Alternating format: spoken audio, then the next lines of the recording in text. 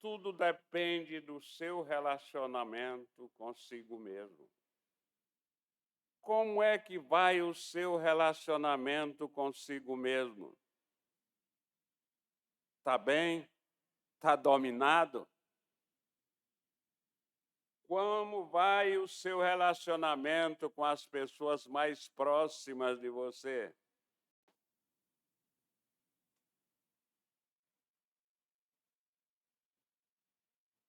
Você já pensou nesta grande bênção na vida de uma pessoa?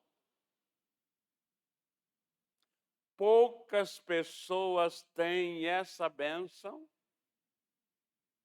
e só a tem no sentido lato sensu, no sentido geral e profundo, aqueles que têm o coração dominado pelo Espírito Santo.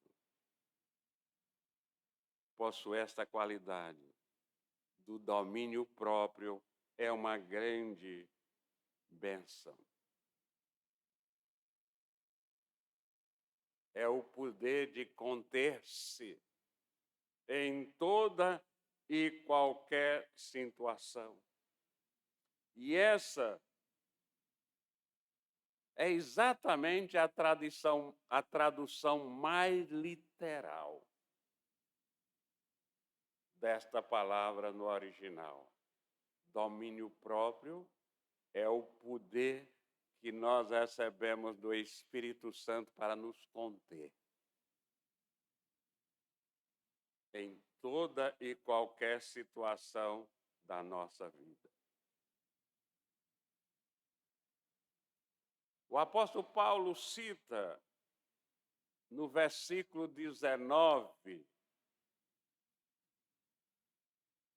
ele enumera os vícios muito contagiantes, que contagia a maioria de nós.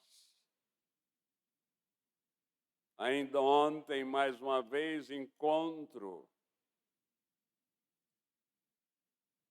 com um irmão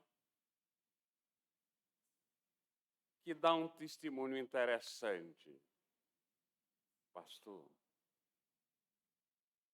é um perigo, a tentação é um perigo. Imagine o senhor tem 82 anos.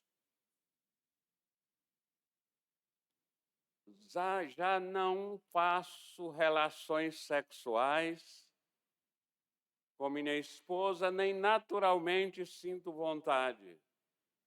Mas muitas vezes, quando passo uma mulher bonita, eu sinto a tentação de ficar olhando e muitas vezes vejo as pessoas me criticando com o olhar também. Por que isso? Eu digo, esse é o coração humano que precisa ser completamente dominado pelo Espírito. O coração do irmão ainda está dominado pela carne. Ainda há departamentos do coração do irmão dominados pela carne. Faça exercícios espirituais, porque nenhum de nós, sem o Espírito Santo em nós, é capaz de se conter diante de todos os vícios que o apóstolo Paulo cita aqui. Então, nós precisamos andar contidos, dominados pelo Espírito Santo, para que possamos ter, de fato, não sermos dominados pela imoralidade. Vocês conhecem gente da igreja, às vezes pessoas que já foram presbíteros ou são presbíteros, que não se contém com a vontade de se tornar engraçado perante os outros ou fazer os outros rir, contar piadas de duplo sentido, piadas imorais. Então, a imoralidade, a impureza e a indecência, isto revela muito bem que essa pessoa não tem domínio próprio, não tem o Espírito Santo controlando o seu coração. Porque o domínio próprio é exatamente o oposto de tudo isso. O domínio próprio é uma virtude, portanto, oposta. Então, meus irmãos, aqueles que realmente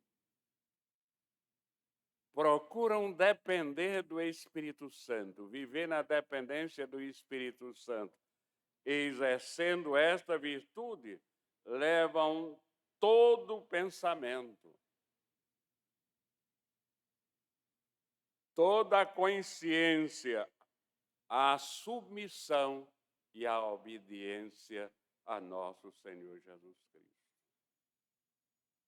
Talvez, meus irmãos, seja uma das áreas que a maioria das pessoas não tem controle.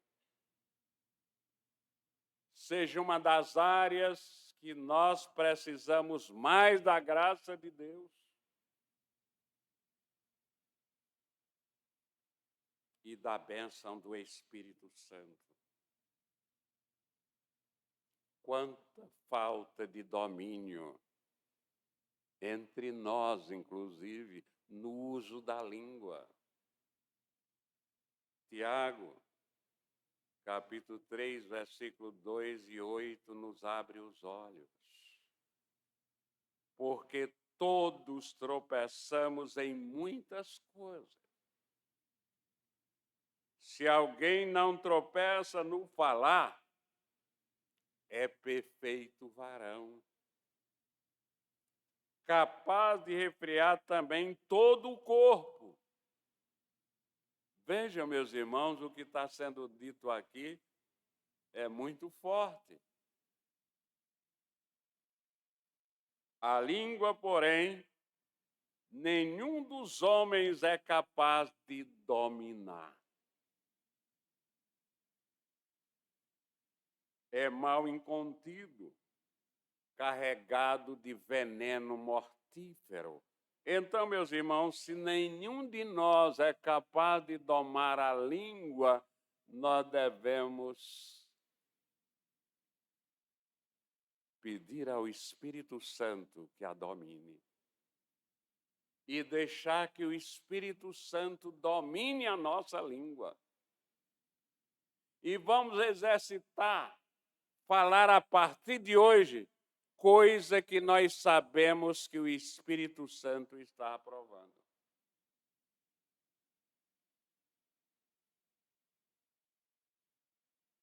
Outra área.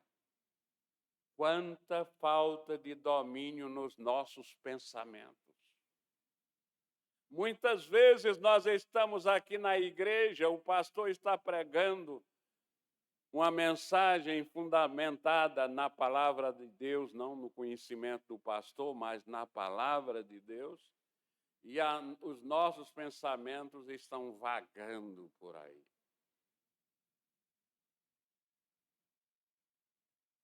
Filipenses 4:8, o apóstolo Paulo diz: finalmente, irmãos,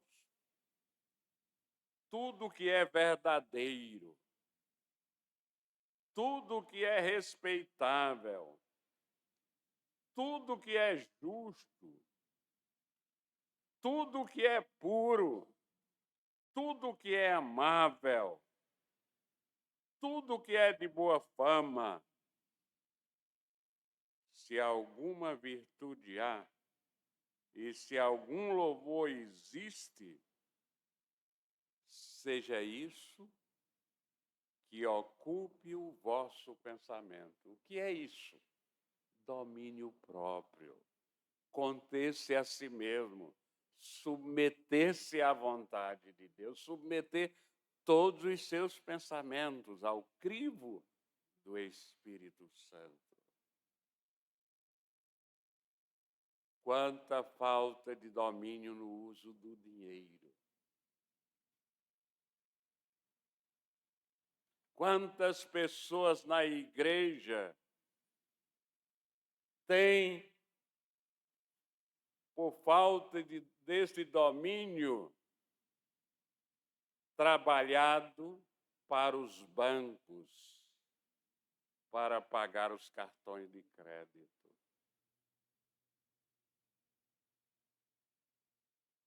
Ainda esta semana, eu recebi,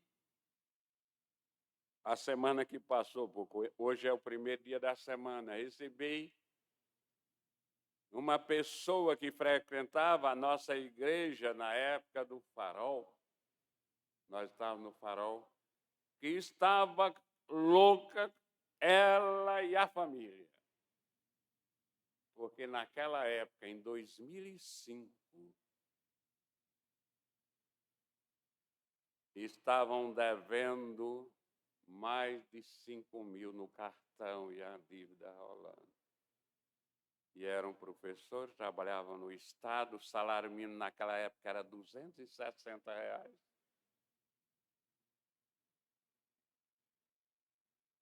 E nós sentimos o que estava acontecendo com aquela pessoa, com a sua família, e acompanhamos.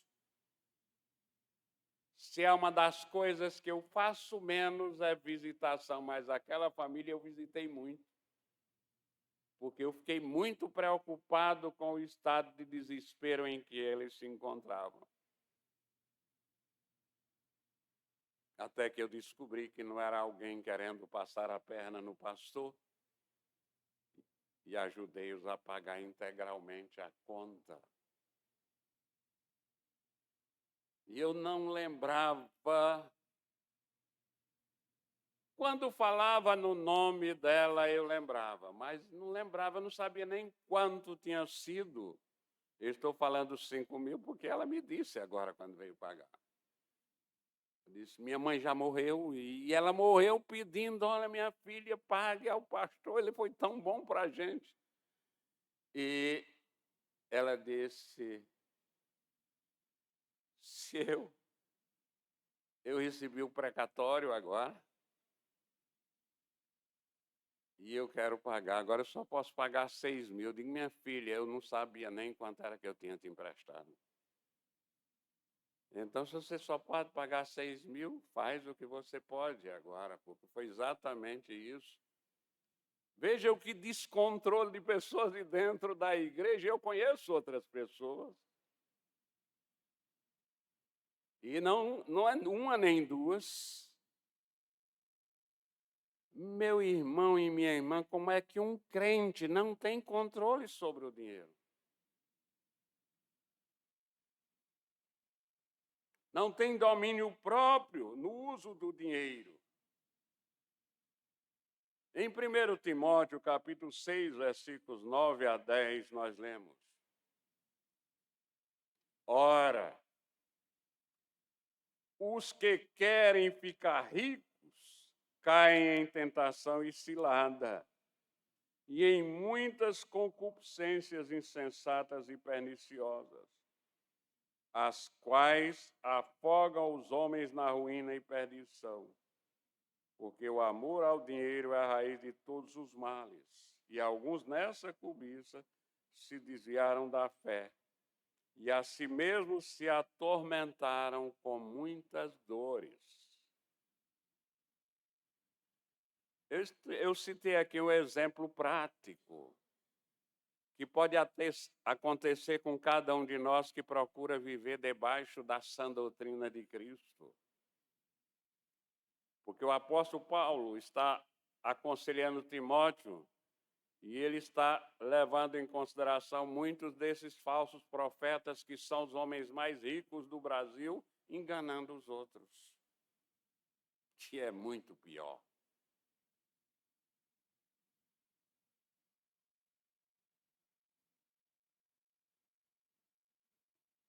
Outra falta de domínio que nós temos, meus irmãos, são nas nossas reações. Quantas vezes eu e você já não nos arrependemos de como reagimos a certas e determinadas abordagens? O cristão precisa se conter. E nós temos um exemplo perfeito. Nós temos um exemplo a seguir perfeito. Por que não seguir?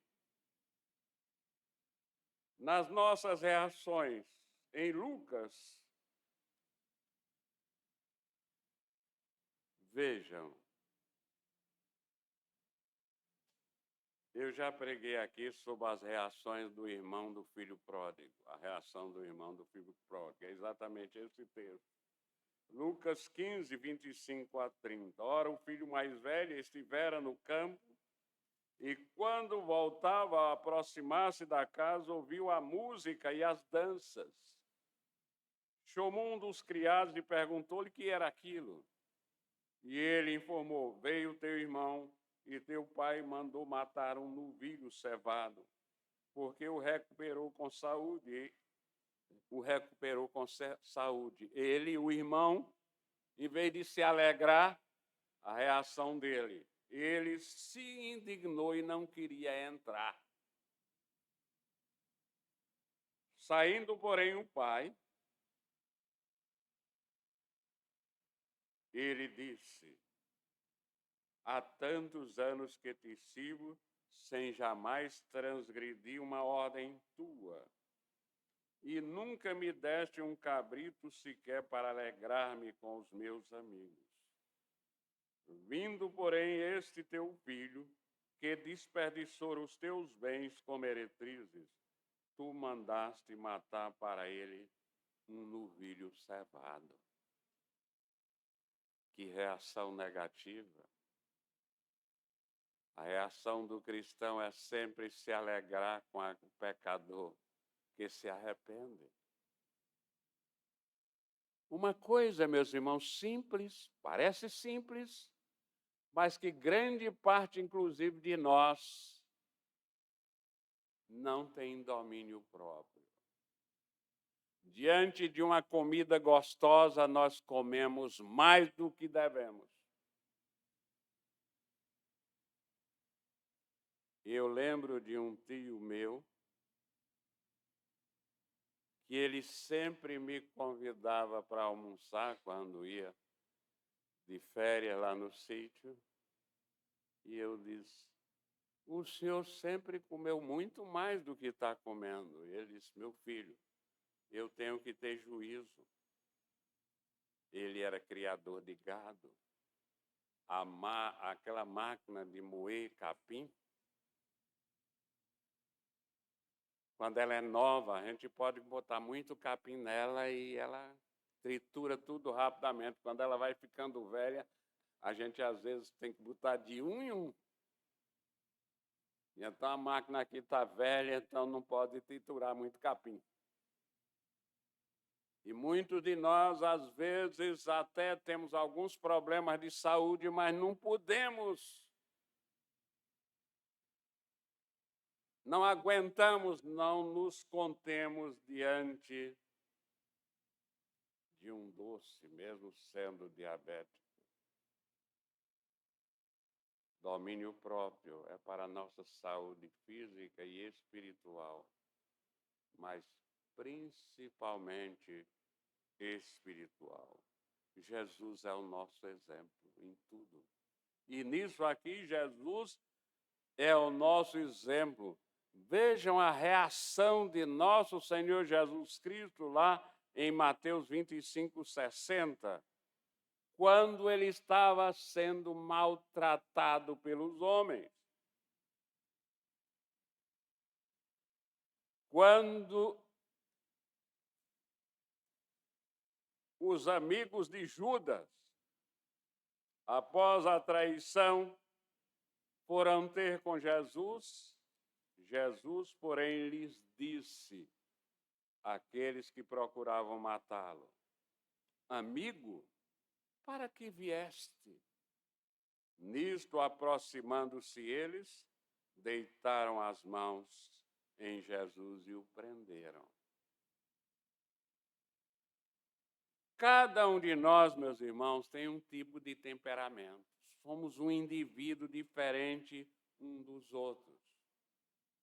Um tem um temperamento melancólico, tem um temperamento sanguíneo, outro tem um temperamento fleumático, outro tem um temperamento colérico.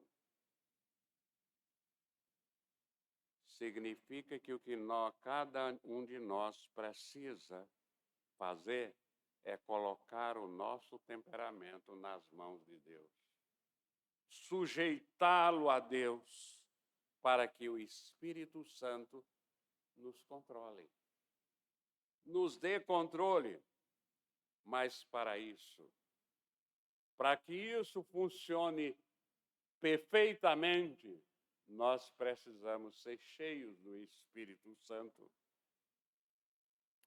Só o Espírito Santo pode nos conceder a graça do domínio próprio. O apóstolo Paulo continua.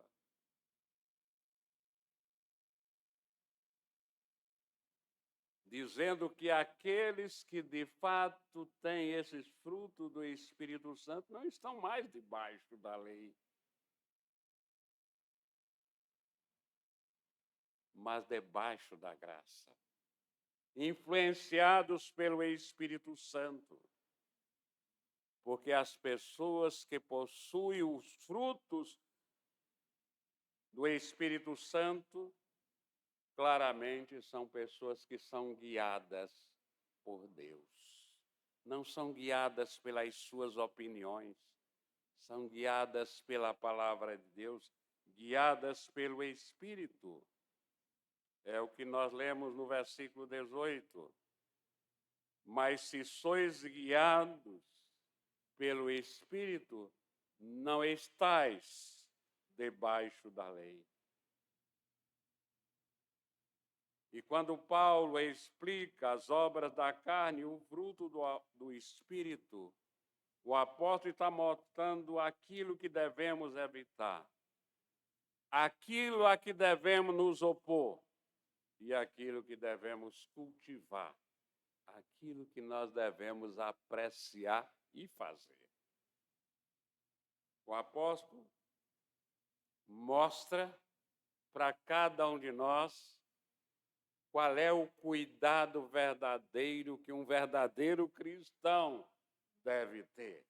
Qual é o cuidado sincero de todo cristão verdadeiro. No versículo 24. E os que são de Cristo.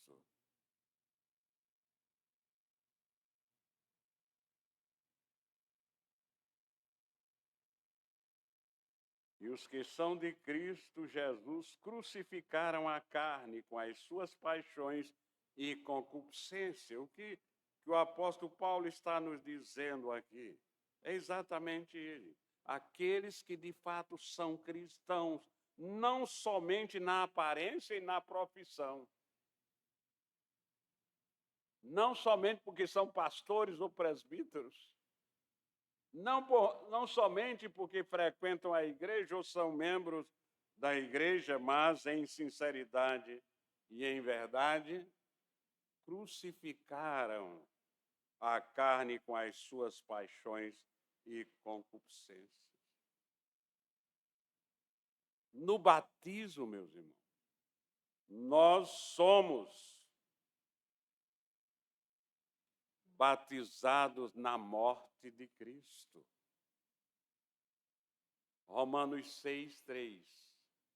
Ou porventura ignorais que todos nós que fomos batizados em Cristo Jesus, fomos batizados na sua morte.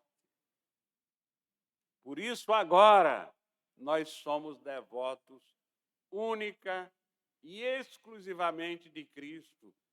E como devotos, devotamos a nossa vida a Ele, esforçando-se o tempo todo para morrer para o pecado. Para morrer para o pecado, como Cristo fez.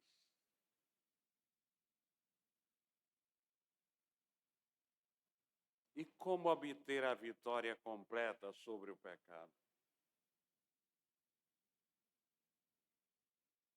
andar com o Espírito em nós.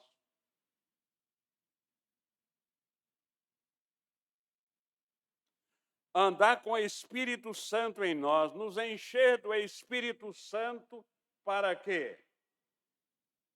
As paixões e as concupiscências não perturbe o nosso modo de viver de cristãos.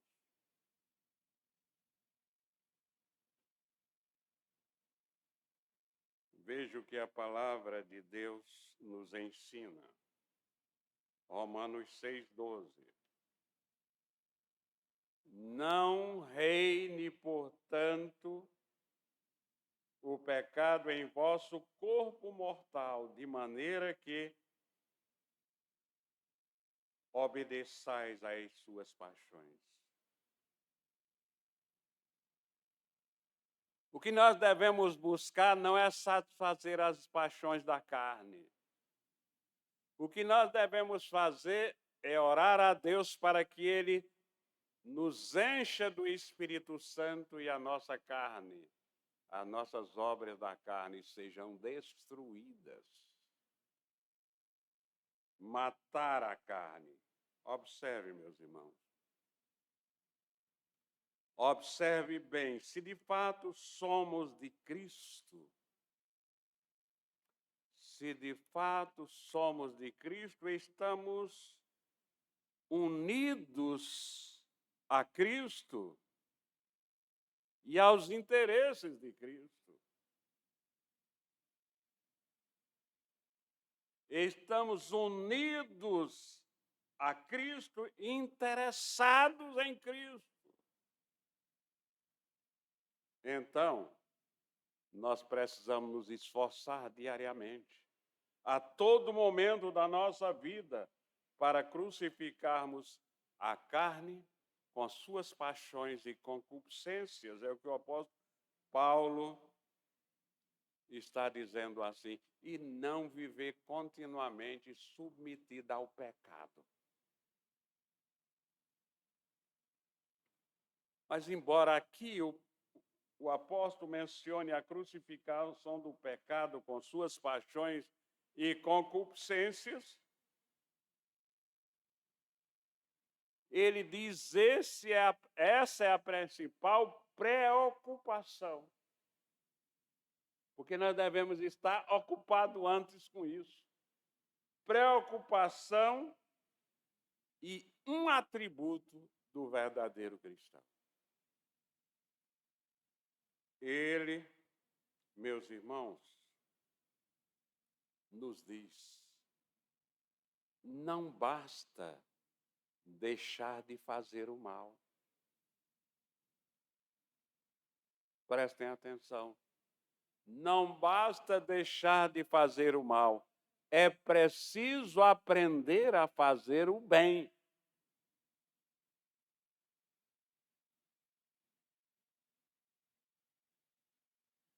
É fazer o bem que demonstra a nossa sinceridade como cristão na igreja.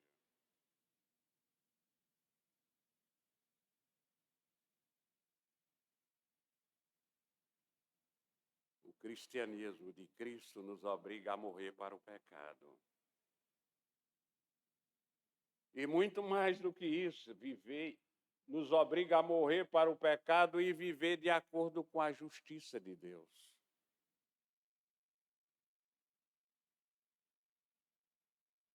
Não apenas a fazer oposição às obras da carne, mas manifestarmos as obras do Espírito Santo. É nosso dever.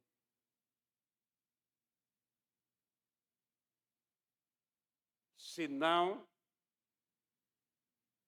nós não justificamos a nossa qualidade de cristãos. Isso pode ser entendido claramente no versículo 25 do texto. Se vivemos no Espírito, andemos também no Espírito.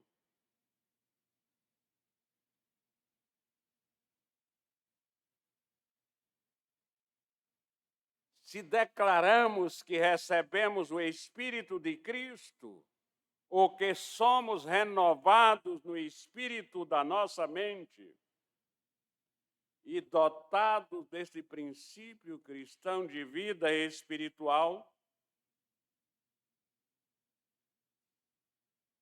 precisamos demonstrar isso na nossa vida, no dia a dia da nossa vida, através das nossas palavras e das nossas ações. Por isso, meus irmãos, quando nós conversamos, nós devemos aprender uma coisa. A nossa conversa sempre será correspondida ao princípio que nos rege.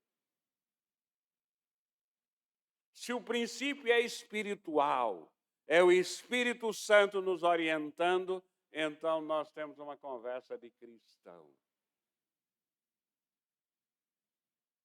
Se o princípio que rege são as nossas opiniões, as nossas emoções, reações carnais, o princípio que nos rege é o princípio do mundo que está posto no maligno. Então, prestemos atenção. Os que são segundo a carne inclinam-se para as coisas da carne.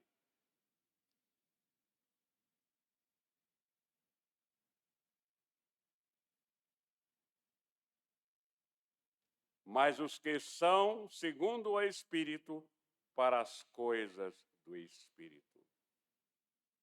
Então, presta atenção, meu irmão. Se eu afirmo, se você afirma que é de Cristo,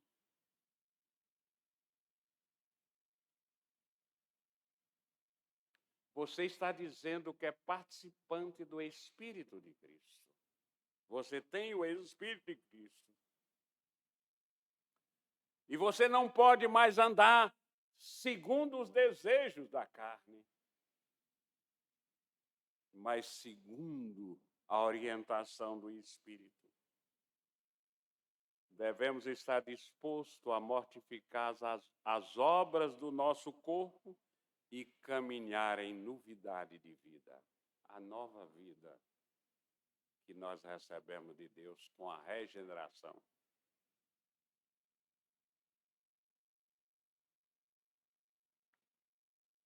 E o apóstolo Paulo conclui, meus irmãos, esse capítulo com uma advertência contra o orgulho e a inveja. No versículo 26.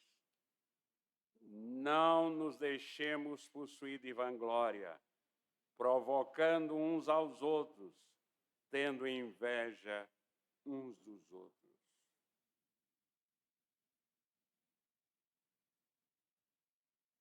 Qual é o tipo de comportamento que nós devemos ter? Qual o tipo de procedimento que nós devemos ter?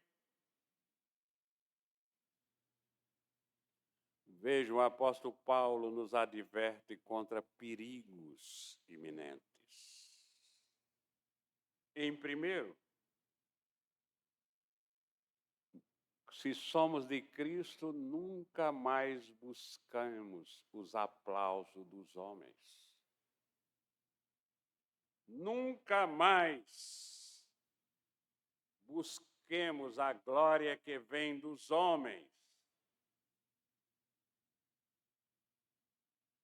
O apóstolo Paulo diz, em vez de nós desejarmos isto, pelo contrário, nós devemos morrer para esta glória, porque ela é vanglória. Em segundo lugar, se você quer ter uma vida aprovada pelos outros homens,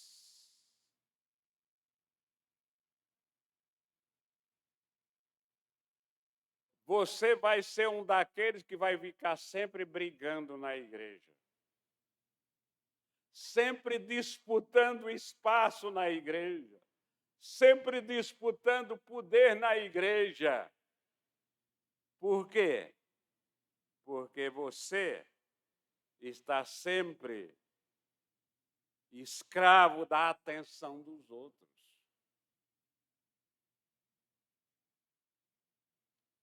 Da indevida aprovação dos outros. Qual a autoridade que eu tenho para dizer que uma mensagem veio de Deus ou não? Qual a autoridade que eu tenho como simples pecador para elogiar uma mensagem do pregador? Eu posso ter gostado, mas Deus desaprovou. Vejam como nós estamos, de fato, andando com uma régua errada, medindo as coisas erradas.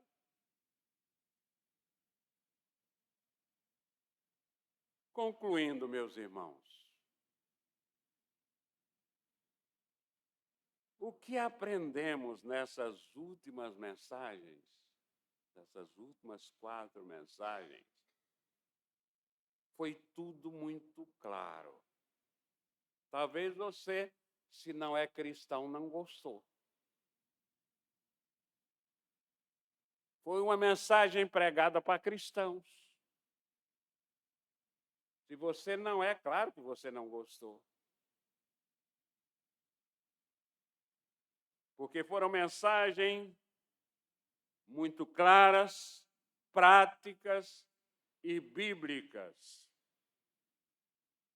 E aqui nós concluímos que o ensinamento da palavra de Deus é que é o Espírito Santo que produz todas essas virtudes em nós.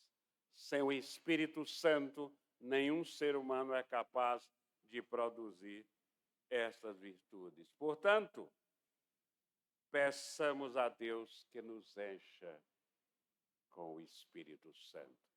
Fiquemos em pé.